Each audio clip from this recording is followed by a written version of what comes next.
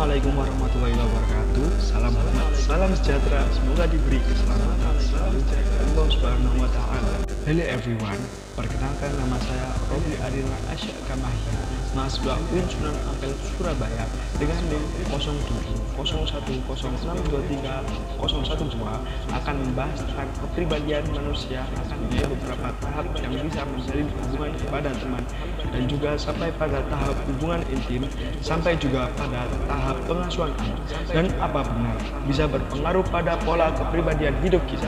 Mari kita simak baik-baik. Tahap masa pubertas mempunyai banyak variasi pada individu yang juga berpengaruh pada sifat pribadi anak-anak sampai dengan dewasa terhadap menjalin sebuah relasi pada lingkungan seorang tersebut, entah itu teman, pacar, istri, dan juga anak.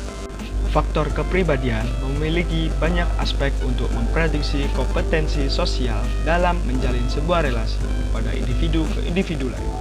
Aspek kepribadian ini mencakup keterampilan atau keahlian, ekspresi emosional, pemahaman emosional, regulasi emosional, dan regulasi perilaku. Lewis Goldberg melukiskan sebuah konsistensi pada temuan-temuan analisis faktor sifat kepribadian dan juga bisa disebut dengan 5 faktor kepribadian, model faktor 5 kepribadian. Hal itu adalah sebuah teori psikologi yang diterima secara luas yang mengidentifikasikan 5 dimensi fundamental manusia. Apa saja ya 5 sifat kepribadian atau 5 model faktor kepribadian yang dikemukakan oleh Lewis Goldberg tersebut? Mari kita jabarkan dari sini. Yang pertama yaitu ada openness to experience, atau bisa disebut juga dengan, kalau di bahasa Indonesianya adalah keterbukaan pada sebuah pengalaman, yaitu adalah sebuah ciri kepribadian mendasar yang menunjukkan penerimaan ide pada pengalaman baru, seperti contohnya menjadi orang yang imajinatif, inventif, terbuka terhadap ide-ide yang sekiranya tidak biasa. Selain itu, keterbukaan pada pengalaman dapat berkontribusi pada penuaan yang anggun dan fasilitasi ingatan yang sehat dan kemampuan verbal serta fitur kognitif yang penting lainnya pada orang dewasa yang lebih tua. Yang kedua yaitu ada conscientiousness, atau juga bisa disebut sikap yang berhati-hati dalam berbagai hal. Dalam sikap ini, individu mempunyai sikap yang rajin, berhati-hati, dan memiliki etos kerja yang kuat. Orang dengan kesadaran tinggi cenderung terorganisir, efisien, dan dapat diandalkan. Yang keempat yaitu ada sikap agreeableness, atau bisa disebut juga dengan sikap yang ramah. Adalah sifat kepribadian yang terkait dengan sikap kooperatif, sopan, baik hati, dan ramah, serta dapat mempengaruhi kemampuan individu untuk membentuk hubungan yang positif dan membantu orang lain dengan baik. Yang ketiga ada ekstraversi, atau bisa kita sebut kalau bahasa kita sendiri adalah ekstrovert. Adalah ciri kepribadian yang terkait dengan sikap ramah, mudah bergaul, dan tegas serta memengaruhi preferensi individu terhadap interaksi sosial. Yang terakhir yaitu yang kelima yaitu sikap neurosisme, adalah ciri kepribadian yang terkait dengan kecenderungan mengalami emosi negatif dan dapat menimbulkan beberapa akibat, yaitu akibat yang mempunyai nilai negatif, seperti orang yang marah, cemas, yang berlebihan, gampangnya stres, gugup, dan tidak percaya diri. Namun dari pembahasan kita selanjutnya, kita lebih condong atau lebih dominan cenderung membahas 3 model faktor atau 3 faktor kepribadian yang dikemukakan oleh Lewis Goldberg tadi, yaitu mencakup dari extraversion, neuroticism, dan agreeableness. Karena dalam 3 faktor ini mempunyai sifat khusus yang kompleks dalam perjalanan sebuah individu dari anak menuju dewasa. Anak-anak yang menyenangkan dan ekstrovert menunjukkan kemampuan bersosialisasi yang lebih baik, kompetensi secara bersamaan, dan lintas waktu, serta mengalami pertumbuhan dalam dukungan sosial yang dirasakan dari awal hingga akhir masa remaja.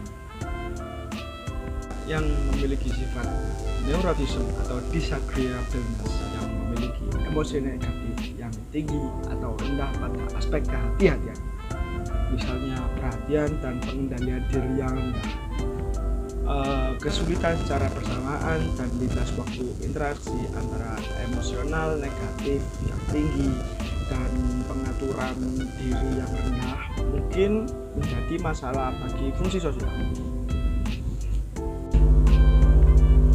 Seiring dari berkembangnya sebuah individu dari anak menuju ke dewasa, dia pasti mempunyai banyak sekali perubahan, terutama dari sikapnya, mencakup dari neurotism, disagreeableness atau agreeableness. Dia akan mengalami dari sifat-sifat sikap-sikap dari tiga tersebut, dan termasuk sifat agresif atau temperamen yang keluar pada saat dia pubertas, gampang marah atau lain sebagainya. Dikemukakan oleh studi longitudinal atau teori penalaran dari jarak jauh yang menemukan hubungan antara sifat agresif yang berkembang sejak dini hari di masa kanak-kanak dan perilaku kasar berikut dalam hubungan romantis orang dewasa. Dari penelitian hasil resum saya mengenai pengasuhan anak dari simpulan sebuah jurnal tugas yang telah diberikan Bu dosen pengampu saya mengenai mata kuliah pengantar psikologi kali ini, saya menyimpulkan ada dua opsi pengasuhan anak dalam jurnal tersebut. Yang pertama yaitu psikopatologi yang ada pada ibu dalam pengasuhan anak. Beliau mencerminkan dampak negatif yang diberikan oleh pola pengasuh yang tidak sehat pada perkembangan emosional, perilaku, dan kognitif anak-anak. Beberapa aspek psikopatologi yang mungkin terjadi pada anak yang menghadapi pengasuhan yang tidak sehat, yaitu meliputi yang pertama, yaitu keraguan-keraguan. Dia ragu, dia nervous, atau dia tidak percaya diri karena pengasuhan yang tidak sehat dari pola asuh kedua orang tua. Yaitu selanjutnya perasaan bermasalah. Dia mempunyai rasa yang selalu salah walaupun dia di posisi yang benar karena pola asuh yang tidak sehat, pengasuhannya tidak dari ibunya. Selanjutnya yaitu penyakit mental atau kesulitan dalam berkomunikasi. Dia sulit untuk berkomunikasi atau tidak percaya diri dikarenakan pada saat dia di masa kecilnya dia tidak sering didengar oleh kedua orangnya pada saat dia berpendapat atau dia ingin menyampaikan sesuatu. Selanjutnya yaitu gangguan perilaku.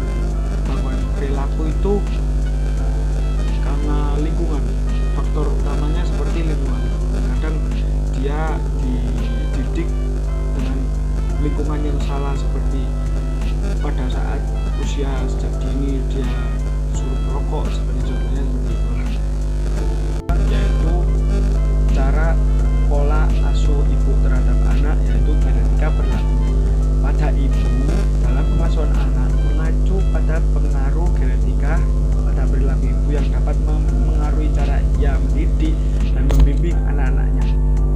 Beberapa penelitian menunjukkan bahwa faktor genetika dapat mempengaruhi pola pengasuhan yang diterapkan oleh orang tua, seperti gaya pengasuhan dan kemampuan regulasi emosi. Selain itu, faktor genetika juga dapat mempengaruhi perkembangan karakter anak, seperti kecerdasan, intelektual, dan emosi. Namun peran genetik dalam pengasuhan anak tidak dapat dipisahkan dari faktor lingkungan, seperti pola asuh yang diterima, pengalaman hidup,